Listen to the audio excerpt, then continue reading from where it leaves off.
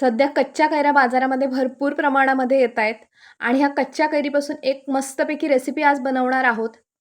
ही जी recipe आहे ना, ती गोव्यामध्ये आणि कोकणामध्ये सर्रास घरोघरी बनवली जाते. ती म्हणजे तोरांची उडदा मेथी, म्हणजे कैरीची उडदा मेथी बनवणार आहोत आज आपण. ही जी कच्ची कैरी आहे ना, ह्या कच्च्या कैरीला आमच्याकडे तोरं असं म्हणतात. तर पहिल्यांदा इथे मी 2 कैऱ्या घेतलेल्या आहेत आणि त्या स्वच्छ अशा धुवून घेतल्यात. त्याच्यानंतर त्याची सालं काढून टाकायची आहेत. सगळी सालं काढून घेणार आहे आणि ह्याच्या फोडी करून घेणार आहे. अशा उभ्या फोडी करून घ्यायच्या. तुम्हाला हव्या असतील तर छोट्या-छोट्या फोडी केल्या तरी चालू शकतात, पण मी अशा उभ्या फोडी करून घेतलेल्या आहेत. ही कैरीच्या आतमध्ये जी बाट आहे ना, ही मी वापरणार नाहीये. ही डाळीच्या आमटीत वगैरे घालायला ठेवतेय किंवा आपण माशाची आमटी बनवली ना, तर मध्ये सुद्धा आंबटपणासाठी ही कैरीची बाट आपण घालू शकतो. त्याच्यानंतर इथे मी दुसरी जी कैरी आहे, ती पण अशाच प्रकारे फोडी करून घेतेय. तर इथे सगळ्या फोडी करून घेतलेल्या आहेत मी कैरीच्या. आणि ही जी उडदा मेथी आपण बनवणार आहोत ना, त्याच्यासाठी थोड्याशा अशा आंबटसरच कैऱ्या घ्यायच्या.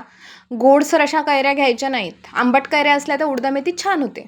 त्याच्यानंतर कैरीच्या फोडींना इथे मी मीठ लावून घेतलेलं आहे आणि ह्या बाजूला ठेवून देते. आता इथे मी पहिल्यांदा काही मसाले भाजून घेणार आहे. तर त्याच्यासाठी इथे बेडगी मिरच्या 4 घेतलेल्या आहेत. 4 ते 5 संकेश्वरी मिरच्या घेतलेल्या आहेत.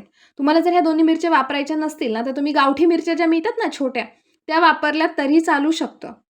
त्याच्यानंतर 1.5 चमचे धणे घातलेले आहेत आणि हे सगळं छान असं आपल्याला भाजून घ्यायचं आहे. इथे मी मंद गॅसवर हे भाजून घेतेय. एकदम बारीक गॅसवरच भाजायचं म्हणजे मसाले हे ना छान असे भाजले जातात. आणि व्यवस्थित परतून हे भाजून घेतलेलं आहे छानपैकी.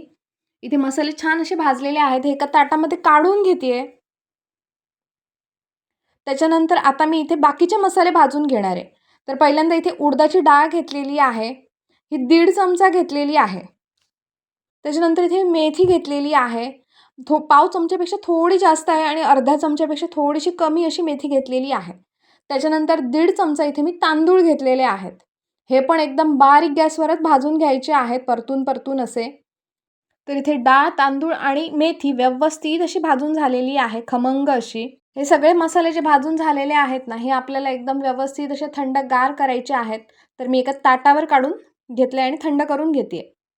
आता एक मी मिक्सरचं भांडं घेतलेलं आहे आणि भांड्यामध्ये ओलं खोबरं घालून घेतलंय. आपल्याला ज्या प्रमाणामध्ये आमटी बनवायची आहे ना, त्या प्रमाणामध्ये आपण खोबरं घेऊ शकतो. इथे मी 1 वाटीभर खोबरं घेतलेलं आहे. त्याच्यानंतर हे सगळे मसाले जे आपण भाजलेले आहेत, ते सगळे घालून घेतले थंड झाल्यावर. त्याच्यानंतर थोडीशी हळद पावडर घातलेली आहे आणि थोडंसं पाणी घातलं इथे. आणि सगळं एकदम बारीक असं वाटून घेतेय. वाटण जे आहे ना, ते एकदम बारीक असं झालेलं आहे. एकदम बारीक असं वाटण झालं पाहिजे. मग ही उडदा मेथी जी आहे ती खूप छान होते.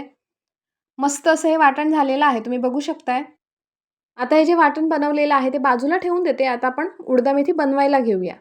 आता इथे एक मी कढई घेतलेली आहे. आता कढईमध्ये इथे मी तेल घालून घेतलेलं आहे. 1 चमचाभर तेल घातलेलं आहे. तेल छान असं गरम झालं ना, की आतमध्ये मी इथे मोहरी घालून घेतेय. मोहरी छान फुटल्यानंतर इथे मी आता उडदाची डाळ घालते. तर इथे पाव चमचा उडदाची डाळ घातलेली आहे आतमध्ये. नंतर मेथी घेतलेली आहे. 10 ते 12 दाणे मेथी घातलेली आहे आतमध्ये. हिंग घातलाय थोडासा आणि त्याच्यावर इथे मी मीठ लावून ज्या कैरीच्या फोडी ठेवलेल्या ह्या सगळ्या घालून घेतेय. मीठ लावल्यानंतर ह्या फोडी ज्या आहेत कैरीच्या ह्या धुवायच्या वगैरे काही नाही. सरळ आतमध्ये घालायच्या आहेत आणि व्यवस्थित अशा परतून घेते इथे तेलावर.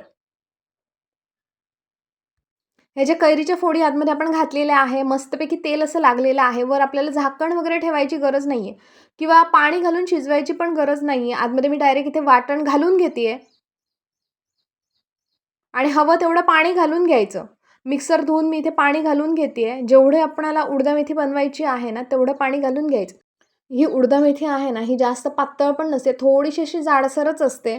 तुम्हाला ज्या प्रमाणामध्ये जाडसर आवडेल ना, त्या प्रमाणामध्ये तुम्ही पाणी घाला आतमध्ये. आता व्यवस्थित असे इथे मी मिक्स करून घेते कैरीच्या फोडी आणि वाटण. आणि कैरीच्या ज्या फोडी आहेत ना, ह्या लगेच शिजतात. ज्यावेळी खदखदते ना ही आमटी, त्याच्याबरोबरच शिजल्या जातात. चवीप्रमाणे इथे मीठ घालून घेतलेले आहे आणि इथे गूळ घालून घेतलेला आहे. गूळसुद्धा तुम्ही तुमच्या आवडीप्रमाणे कमी जास्त करू शकता. इथे मी 1 चमचा भरून गूळ घातलेला आहे.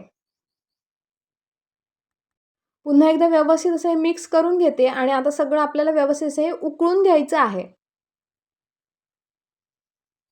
ही जी उडदा मेथी आहे ना, व्यवस्थित अशी आपल्याला शिजवून घ्यायची आहे. कारण आपण कैरीच्या फोडी ऑलरेडी शिजवलेल्या नाही आहेत. ही जशी उकळायला लागते ना, खदखदायला आमटी सुरू होते ना, तशा या कैरीच्या फोडी आपोआप शिजल्या जातात. एकदम मऊसर अशा होतात ह्या. ही जी उडदा मेथी आहे ना, ती प्रामुख्याने भाताबरोबर खाल्ली जाते. पण भाकरीबरोबर आणि चपातीबरोबर सुद्धा आपण खाऊ शकतो. खूप अशी छान लागते. तर आजचा व्हिडिओ तुम्हाला कसा वाटला मला नक्की कमेंट करून सांगा आणि असाच मस्त मस्त खावा, सुशेगात राहा. माझ्या व्हिडिओ लाईक आणि शेअर करा आणि माझ्या चॅनलला सबस्क्राईब करा. Thank you.